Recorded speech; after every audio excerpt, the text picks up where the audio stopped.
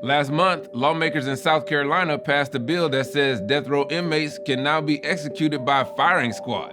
Firing squad? Wait a minute. You mean these old-fashioned, creepy, never should have been legal, ISIS-like executions? I thought those went out of style when folks started calling themselves civilized. Well, I was wrong. Turns out Utah has used them 3 times since 1960 to execute prisoners. And now the folks who advocate for firing squads claim it's the most humane of all the methods. Yes, I said humane.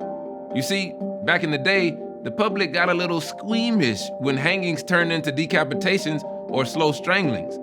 So politicians went with what they thought was a promising innovation: electrocutions. The idea came from a dentist who was fascinated by a drunk guy's accidental death. But maybe no one considered that prisoners could catch fire or their eyeballs could pop out. Then, in the 70s, 2 lawmakers in Oklahoma dreamed up the lethal injection. Britain had studied the idea, and they ruled it out. But the Nazis used lethal injection to wipe out the disabled and the mentally ill. So, I guess those Oklahomans didn't have a problem with taking a page from the Nazis. They didn't speak to a doctor. They consulted a medical examiner who told them he was unqualified, but he came up with a mix of drugs he thought would make it seem like people were just gonna go to sleep. Now we know how painful and how drawn out those deaths can be. The optics were so bad that pharmaceutical companies stopped selling drugs to those states, which is why South Carolina ran out. Seems like caring about how a punishment looks instead of caring about the prisoner and their pain is where our justice system has gone wrong over and over again. Yeah, I know some of y'all are thinking, if a murderer killed one of my loved ones, I couldn't give a damn about the pain. Just kill the son of a bitch.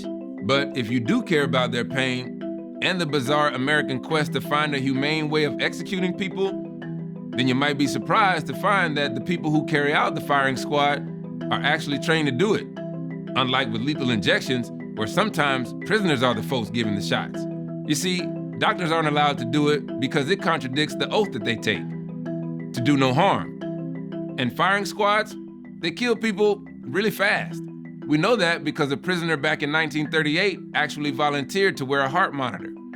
Compare that to lethal injection, we never even tested it on animals. And if you ask a death penalty expert how they'd want to be executed, you'd get the same answer over and over: a firing squad. Hell, there's even a prisoner in Missouri who sued his way up to the Supreme Court this year, dang near begging to be executed by a firing squad. But no dice. Which is all to say, this ugly, backwards, old school method of killing people, there's gotta be a better way. And to me, that says something about the conversation we've been having about the death penalty. If you have to work so hard to figure out how to do it humanely, should you be doing it at all? To convince ourselves the firing squad is humane, this is how far we've gone. Back in Utah, officials hide the blood splatter by putting the prisoner in dark clothes and a hood surrounding them with black sandbags and placing a pan at their feet to collect the drips. Oh, and this is the doozy right here. We never even see the gunman. They fire through little slits in the walls, and one of the shooters actually gets a round of blanks, so all of them can go home to their family and friends and say, hey, maybe it wasn't me.